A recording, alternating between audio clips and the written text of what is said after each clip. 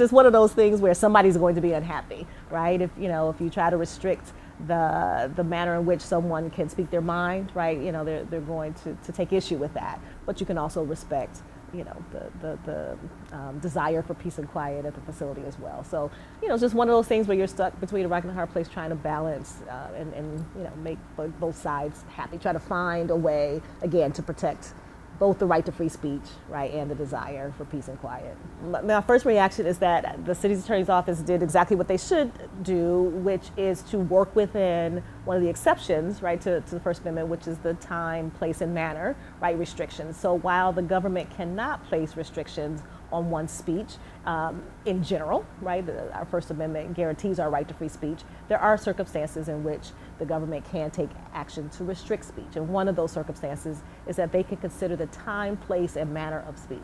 So for example, even though I have a right to speak my mind and protest and give critique, I can't necessarily do so at 2 o'clock in the morning with a bullhorn right on the town square, right? I don't have the right to disturb other folks' peace like that. So in this situation, they took great pains to put specific parameters around timing and distance away from the facility, so they're not addressing the content of the speech. Has nothing to do with what the protesters or anyone else is trying to say, the content of their speech, just kind of where and when and how loudly, right, they can say it.